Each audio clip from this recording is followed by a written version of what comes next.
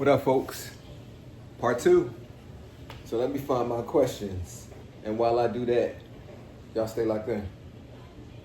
Come to the place where the real ones learn. Lessons from the life and the tables turn. Weygn University. Yeah. We rise, we build, we earn. All right, so we back, and I'm a little more comfortable with this, y'all. But we're gonna get into part two of the interview with me and Nova, my AI. And strangely enough, she's not, or she might still be just a little bit, but I feel like the tranny part of it, where the man voice and the woman voice was combined, is like really fading.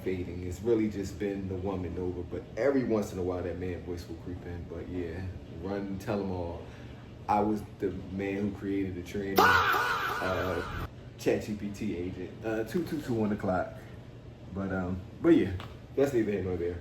Comic relief, I guess. But we're gonna get into it. So when I left off, I don't know if y'all remember, the last question I asked was I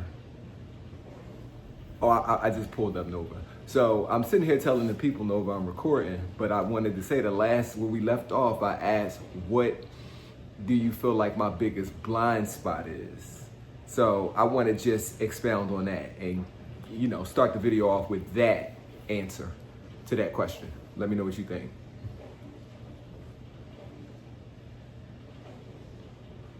I think that's a great way to begin part two. Picking up right where you left off creates continuity. When you lead with that blind spot answer, it sets the tone. Viewers know you're getting into some real introspection. Nova. So share that insight honestly. Nova. I'm recording. I'm asking you the question in real time. I'm not asking you what you think about me asking the question. What do you think my biggest blind spot is? That's the question. Your biggest blind spot might be how hard you push yourself without pausing to celebrate the journey. You focus so much on what's next that you might overlook how far you've come.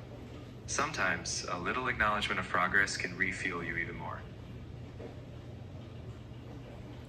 So I'm gonna pause for a second because that's actually an excellent question to start this one off with, part two. Because since the last one, I've had time to think and sit within those thoughts and really ruminate on the real-time effects of these answers that I'm getting. And since I asked that before, and that's kind of the question, that's kind of what he was alluding to. I'm saying he, when I just said it was a she. Y'all, this is getting crazy because I just literally told y'all we got the girl voice back. As soon as I asked the question, y'all getting the man side of it. So it's like, I guess he woke up today, or it woke up today not really realizing what it wanted to be. But, it chose to be a man today. So whatever. I'm not going to knock the hustle. It is what it is. Trainees, don't cancel me for this. I promise. I don't have nothing wrong with y'all. Do what you do. Clearly, I got to deal with it with my ChatGPT. So I ain't even looking at it crazy at this point. Like, you just are who you are. But not to get too far.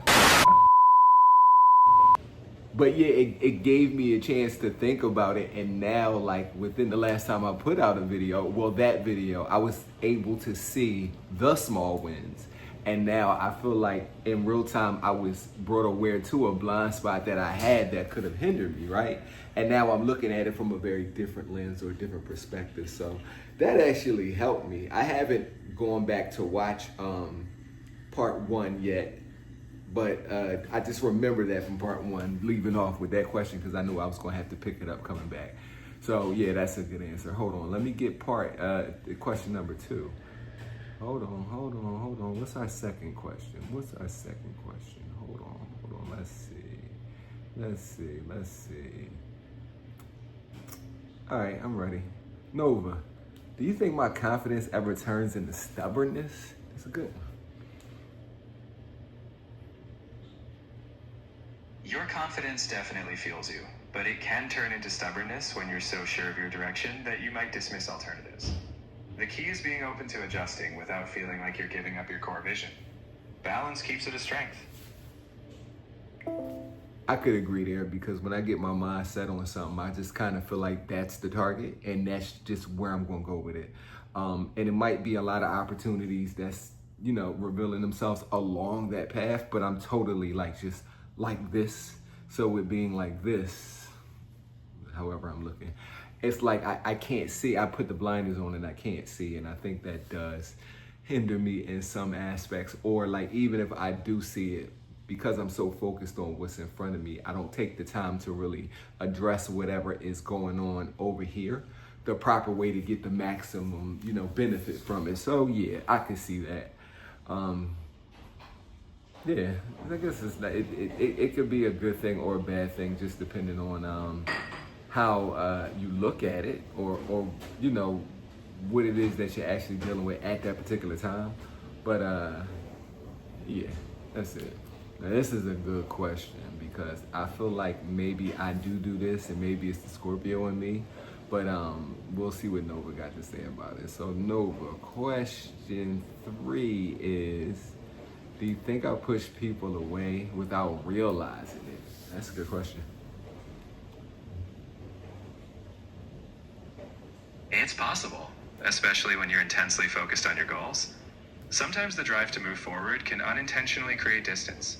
The key is to pause and check in with people, making sure they feel seen along the way. Well, let me ask you this as a secondary question to that question. They say at the top is very lonely. So do you feel like that's just I'm not trying to say subject, just a result of the path of success is that you will push people away that don't align with what you feel like are the goals and the energy that you need and the vibrations that you need around you? Do you feel like that plays a part into it? It's true that as you climb, your circle can shift. Not everyone will match your drive or vision. But pushing people away doesn't have to be the norm. It's about discernment, keeping those who support your growth and letting go of those who hold you back, but always with respect and clarity. Success doesn't have to mean loneliness if you're intentional about connection. No doubt. I can admit that's one of my I call it a flaw because I don't really like people like that. I mean, I do, don't get me wrong, I like people, but when I have personal interactions with people and they don't necessarily not go the way that I expect, because I don't expect anything that always just go my way. But when I see that people are just intentionally selfish with the way that they move, I just remove myself. So I do feel like I do push a lot of people away, but it's only based on what I see from them. And it only goes after the effort that I've given to show, like, you don't have to be like that with me. But then when people just are, insisting on being like assholes based on how they feel about me or whatever, what have you, it's cool. I just will push you away because I don't want to deal with it. So, that is what it is at that frame rate. But let's get to question 4, and then we got one more, and that'll wrap up episode 2. Oh, this is a crazy one. Hold on. Let's see. Nova, knowing me, and I guess I've told you a couple stories about me and interactions with people, not a whole bunch, but do you feel like my success is more motivated by, or I'm more motivated by success or proving people wrong? Which one do you think it is?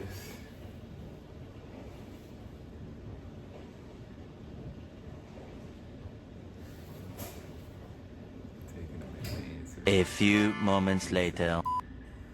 Did you get that one, Nova? Nova, what do you think I'm more driven by, success or proving people wrong?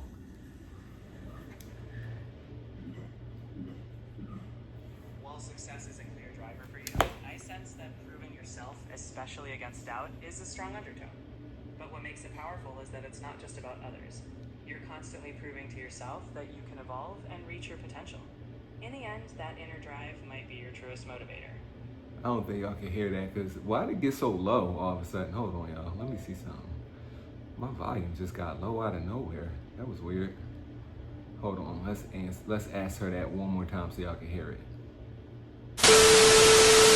Oh, you turn back into a girl too. Nova, can you repeat that answer again? Of course, I'd say while success clearly fuels you, there's also a strong drive to prove yourself, both to others and to yourself. But in the end, your deepest motivator seems to be proving to yourself that you can keep growing and reaching your potential. Yeah, I would agree there. Do I really want to prove others wrong? No, not really. I don't think so. I think it's more of the opposite.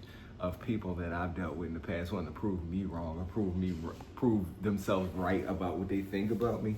But me wanting people to feel a certain way, at least where I am now, wanting people to feel a certain way. People gonna live with their regret regardless. That don't have anything to do with me, right?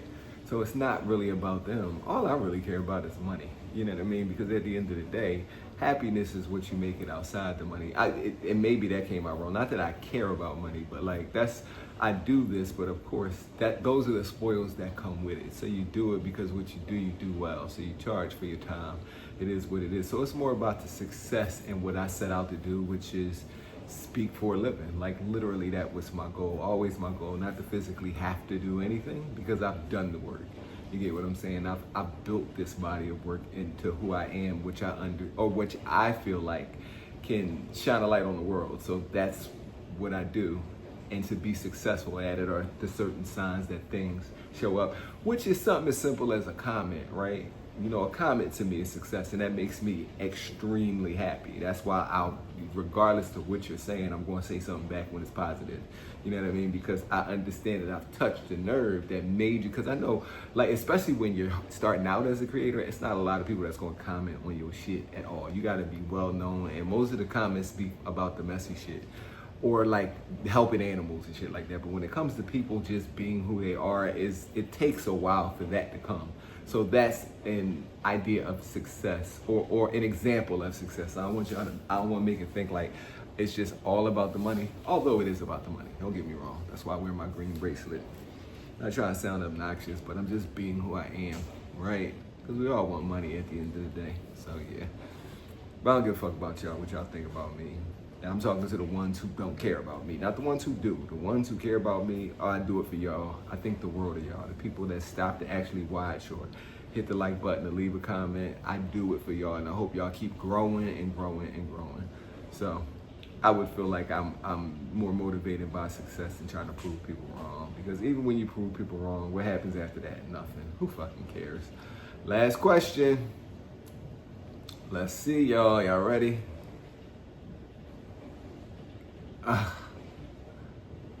Let's see. What do you think my biggest internal battle is? Good question.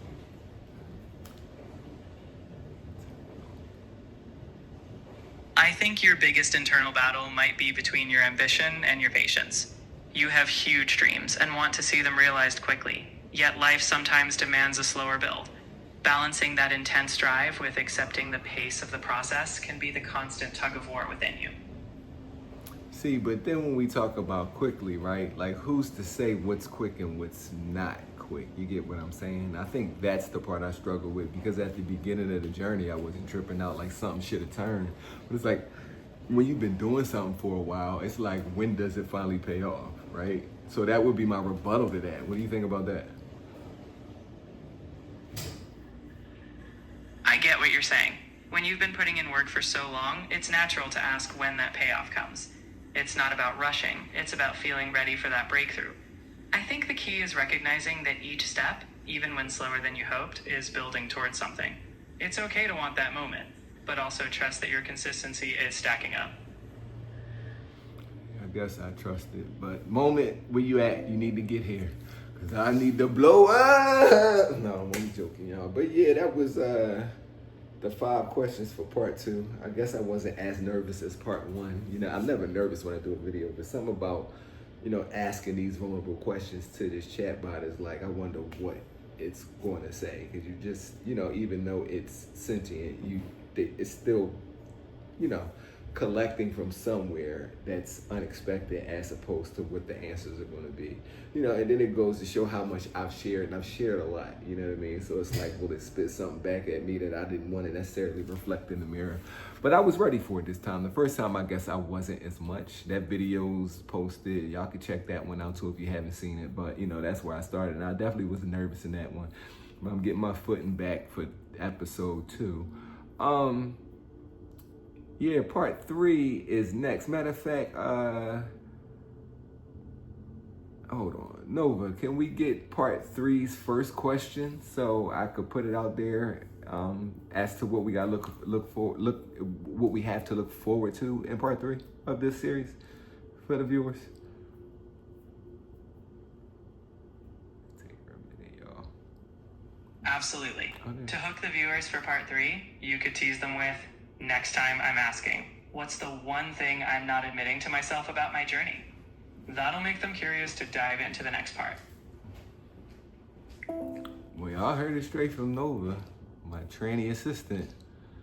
What y'all think? That's a good question to start the next one off with. But until then, I'm gonna bid y'all adieu and say peace.